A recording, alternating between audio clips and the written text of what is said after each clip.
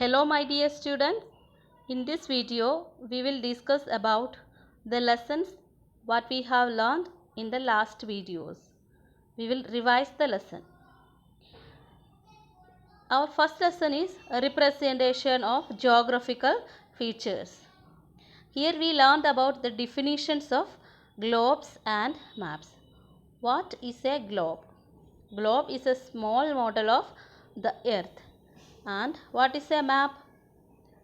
It's a drawing of the earth's surface, either whole or part, on a flat surface is called a map. And what is the speciality of a map? Maps can have more information and are easier to handle than globes. Maps can have more information than the globes, and maps are very easy to handle than the globes. And here we discussed about the types of maps. First one is physical maps. And the physical map shows natural features on the earth's surface, mountains, plains, rivers, etc. Then we discussed about the political maps. Here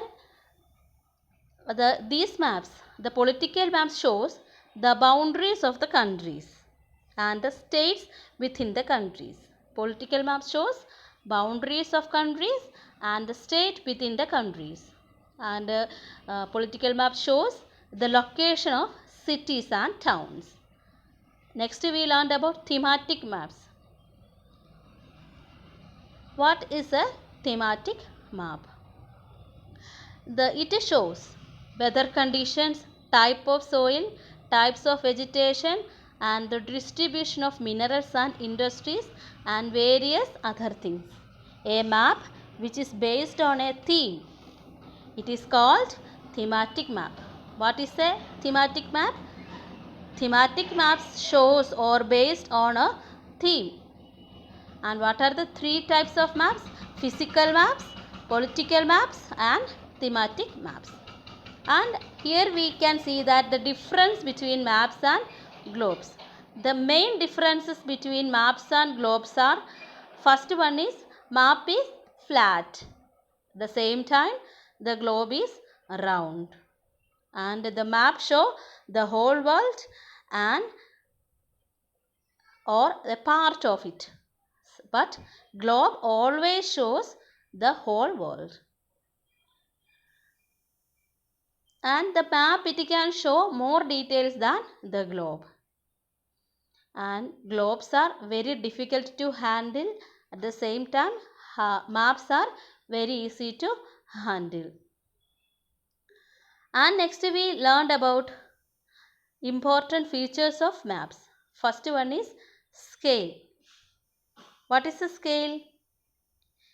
The scale of a map, it is shows graduated straight line of a particular length. The scale is generally drawn at the top or the bottom of the map. And sometimes it shows, it is not drawn. It is given in words. Example, 1 centimeter is equal to 100 kilometer. This means that 1 centimeter on the map represent 100 kilometer on the ground.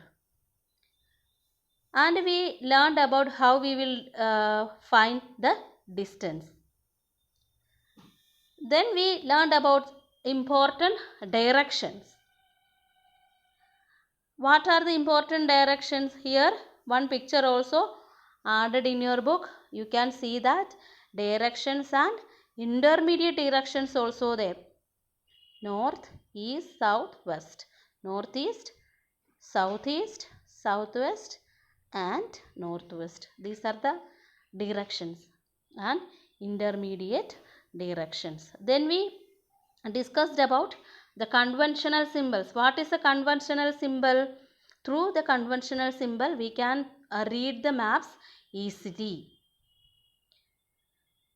Some conventional symbols are given here. You can see that for bridge, for roads and for footpath, some symbols are there. Some common symbols are there. These are called conventional symbols. And we learned about the key. What is a key? We can see the keys in a map. Meaning of the symbol used in a map, usually given in a list. It is called a map. And next we discussed about a plan, the difference between plan and diagram. What is a plan? A plan is a detailed drawing of a small area. Plan means a detailed drawing of a small area. At the same time, a diagram.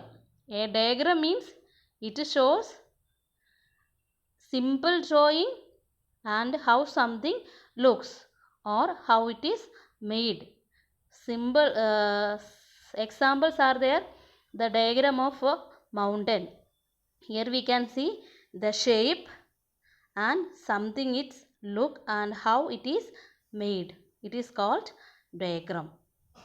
And the next lesson we learned about the Earth's major landforms. Mountain. Different kinds of mountain. In the lesson we learned about the major landforms, and first we discussed about mountains.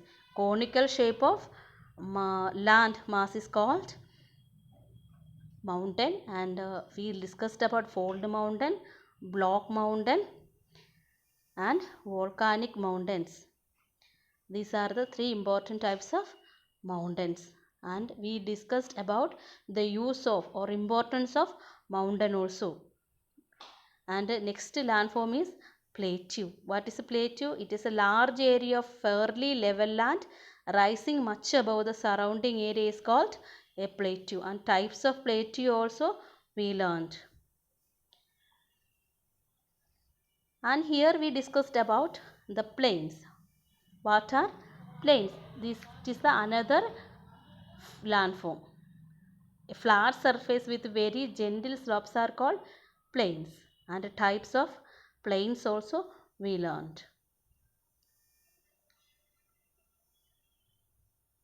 And here we discussed about landforms and people, and how the people are living in mountains, how the people are living in plains, and what are the difficulties if we live in a mountain, what are the benefits if you are living in a mountain. These all the things we discussed in the last portion. Okay, all of you please read the lesson carefully and understand the topic first and learn the definition also. Okay.